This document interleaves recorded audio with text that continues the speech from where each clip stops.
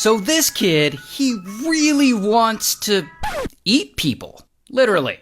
Now his name is Isai, and he's from Japan, and he comes from a really wealthy family. And one day, he's in class in the first grade, and he starts noticing his classmates' legs. And Isai is like, damn, that leg looks kind of tasty. And in fact, it looks so tasty to him that he kind of has the urge to bite into it. And his classmate is a boy, and he doesn't even like boys. And that's when Isai realizes that he kind of wants to eat people. And from that point on, he regularly fantasizes about gnawing on people constantly. And as the years pass, this fantasy of his just gets stronger and stronger. And specifically, he has a thing for Western women who are tall. Because, he's a short king. So he wants to eat a tall white woman. And eventually, Isai grows up, and he's 24 years old, and by this point, he's going out of his mind with these cannibalism fantasies. And that's when he finally gets an opportunity. Because one day, around this time, he notices a young German woman, and she's tall and white.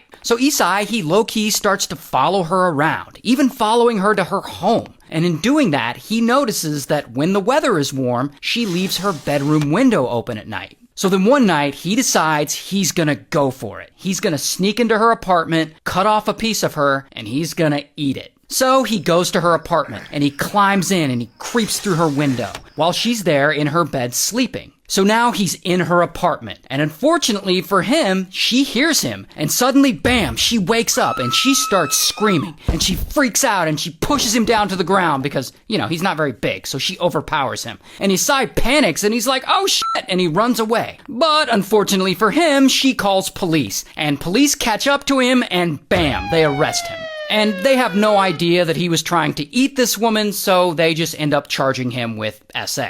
But remember how I said that he comes from a wealthy family? Well, lucky for him, his dad steps in and pays a large settlement to that German woman in exchange for her dropping the SA charges against Isai. So after all that, Isai walks away from this with a clean record. 4 years later, he moves from Tokyo all the way over to Paris. He's 28 years old at this point, and he wants to study language and get his PhD from the university there. However, his desire to eat people still hasn't gone away. So while he's there in Paris trying to get his PhD, nearly every night he hires a prostitute and he brings them home. And there he waits for a moment when they turn their back to him. And when they do, he low-key gets his rifle, because I guess he has a rifle, and he points it at them, because he's gonna unalive them.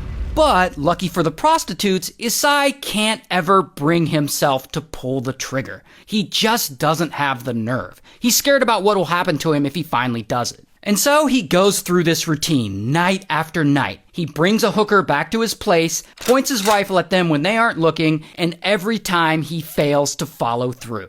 And this goes on for a few years. But then, one day, everything changes for Isai.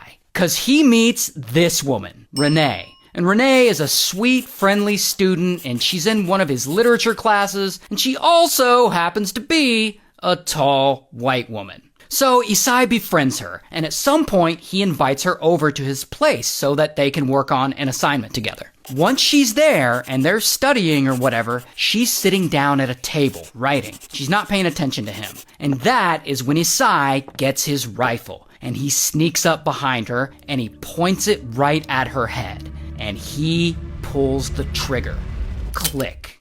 The gun misfires. And Renee, she doesn't notice or even hear what's happening behind her because she's concentrating so hard on her studies. Then, 2 days later, Isai invites her back over. And again, she's sitting down at a table, writing, and Isai does the same thing. He sneaks out of the room to get his rifle again, and he creeps up behind her, and he points it at her head, and he pulls the trigger.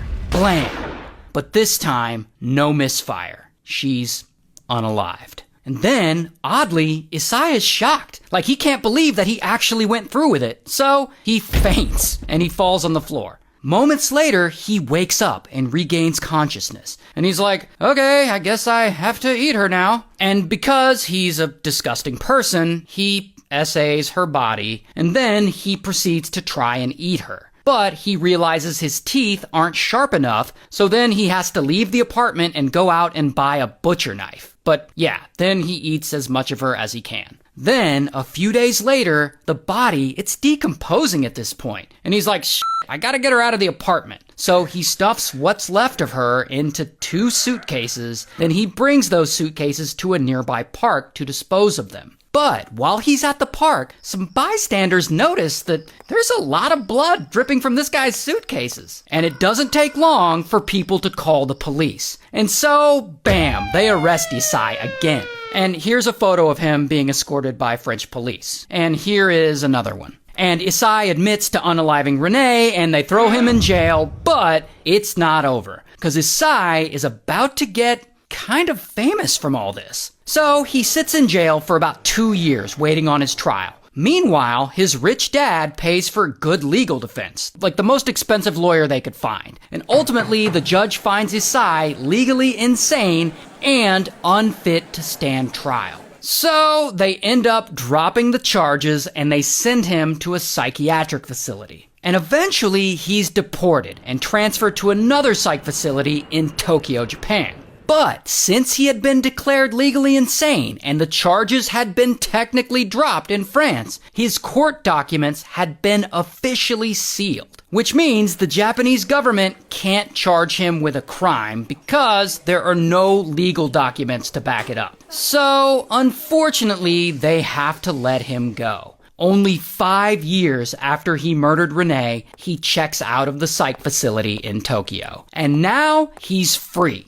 But he has trouble getting work because, businesses tend to not hire people who eat other people. But then, one day, a magazine approaches him and they ask him to write an article for them and they pay him a shitload of yen for it. So he does. And that gives Isai an idea. And he's like, oh snap, why don't I make some money writing books? I mean, he did study literature. He can write. So he starts writing books, like novels about his crime, about his obsession with eating people, and about what he did to Renee. And he does interviews and stuff, and he becomes kind of a minor celebrity in Japan. Bro even writes a manga, and he illustrates it, and has it published, and it's all about his experience unaliving and eating Renee. And it's like translated into English and everything. It's on Amazon, like anyone can go and buy it right now. And it's real messed up. Here, let me show you. I put the 2 suitcases in front of the door. It took me 2 nights to cut Renee.